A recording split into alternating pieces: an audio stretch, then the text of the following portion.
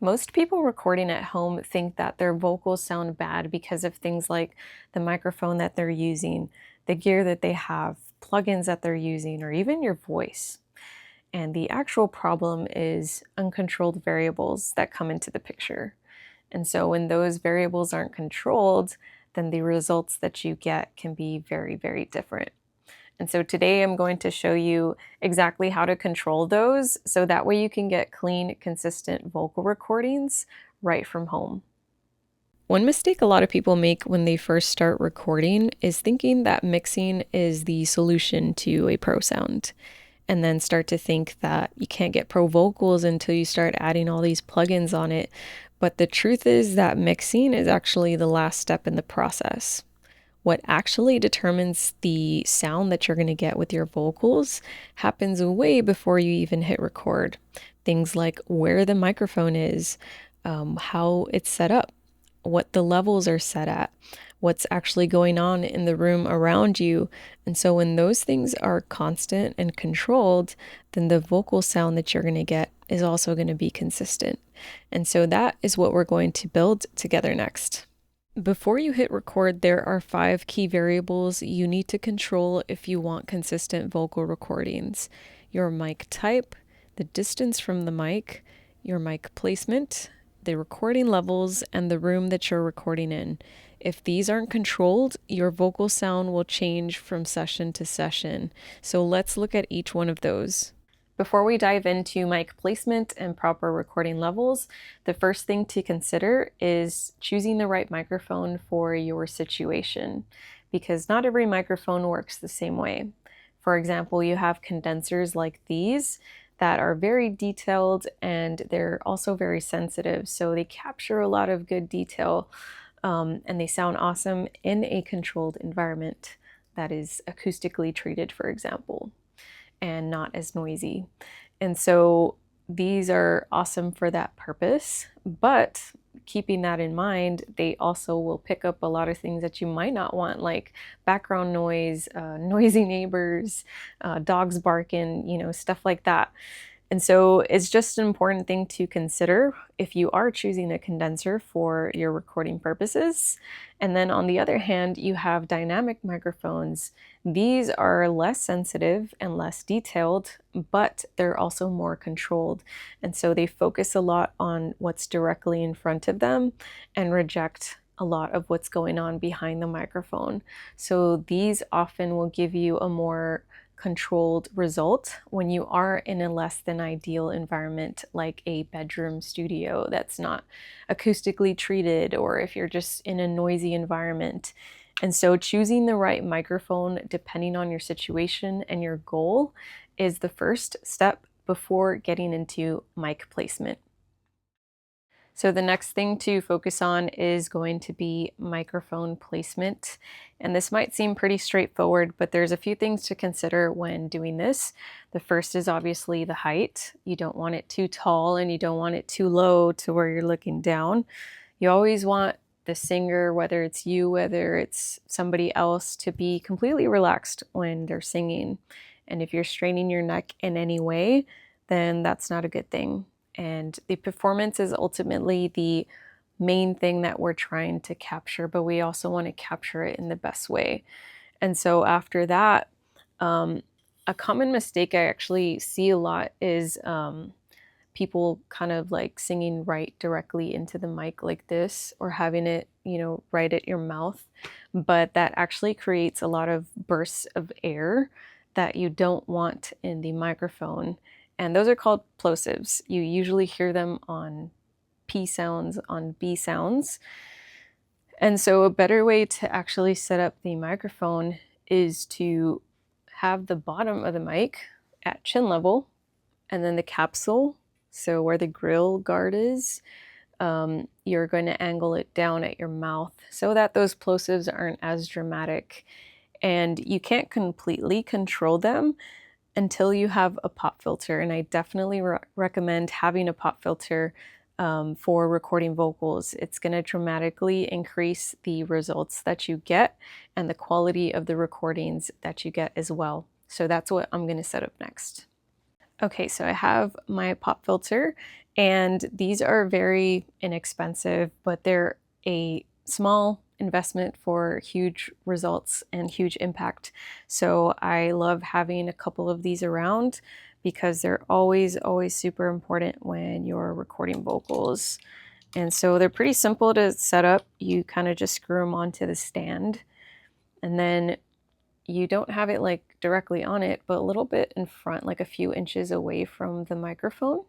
And this is also a good guideline as to where, you can be facing and how far away to be from the microphone as well. So the next step after this is going to be distance, and that's what we're going to be looking at next. The distance you are from the microphone has a big impact on the results that you can get and the vocal tone when you're recording vocals. If you're too close to the microphone, you're going to hear more low end and muddiness. If you're too far away, it's going to sound thin, and you're also going to pick up a lot of the room sound that you're in. So what is a good rule? I like to use a Shaka cymbal. So if you create one like this and you have it on the microphone, it's about 6 to 8 inches away. So if you'll notice as I'm talking, you hear that my vocal is very clear, it's very upfront, it doesn't lose any body, and it also is not thin. And you're also not picking up a lot of the room sound either. So using the Shaka cymbal, that's a good judge of distance. And you can use that as a good starting point when you are considering distance. So now we're looking at recording levels, and this is where I see a lot of people get confused because there are actually two different things that affect level when you're recording. One of them is the gain knob that's on your audio interface, and the other is the fader that's on the channel you're recording into inside of your DAW.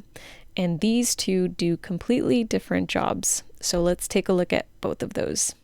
Every audio interface has a gain control, either a physical knob on the interface itself or a digital control inside the interface software on your computer. The gain control determines how strong the signal is before it gets recorded. So if your vocal is too quiet or too loud while you're recording, this is what you would adjust. Anytime I refer to gain, this is the control that I'm talking about. Now this is the fader that's inside of your DAW. This does not change the recording level itself. It only affects the playback volume that you hear after the audio has been recorded. So if you notice as I'm pulling the fader down and then up, it's not actually changing the level of what's already been recorded. It's only changing what we hear volume-wise. So if you've recorded something too quiet, for example, you can't fix that with the fader. You would have to go back to your audio interface and adjust the gain from there first, and then record another take. Next, let's look at how to actually set your recording levels. When you're setting your gain, what you want to watch is the input meter in your DAW. This meter shows how loud the signal is before it gets recorded.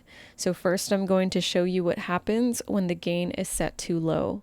I'm chasing something real tonight. You can see that the signal is barely moving on the meter.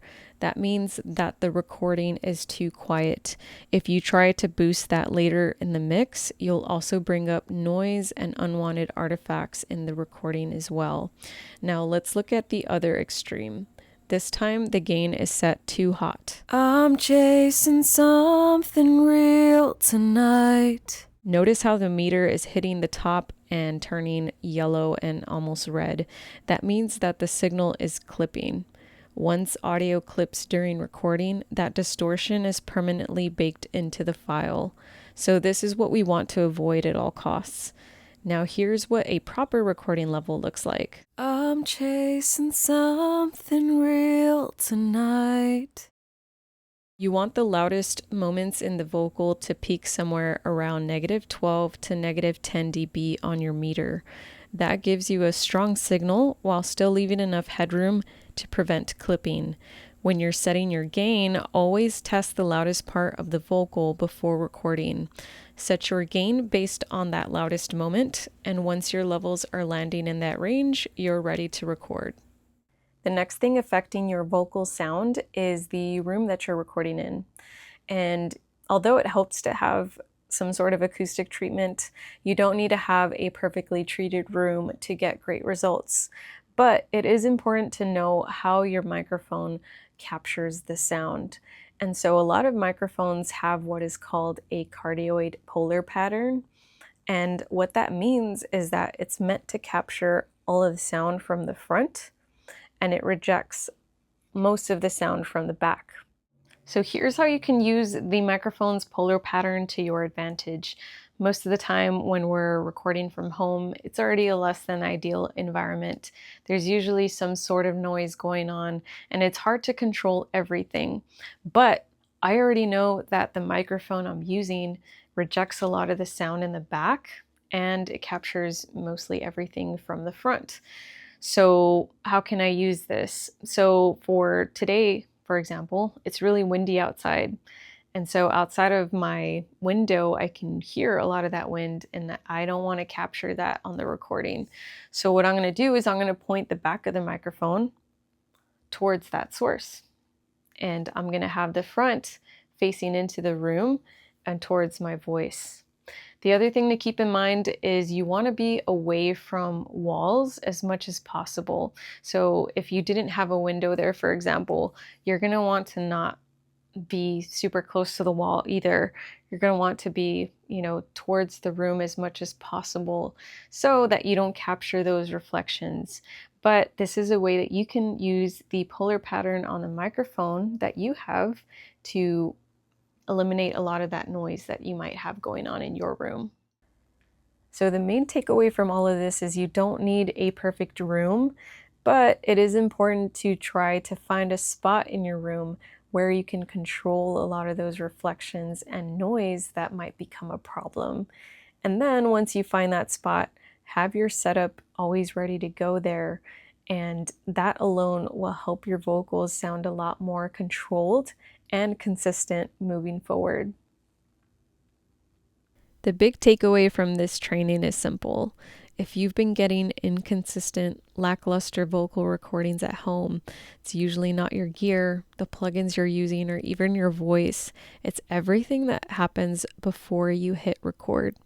And once you know how to control your own setup, recording becomes so much easier because instead of guessing every session, you know exactly what results to expect every single time that you hit record.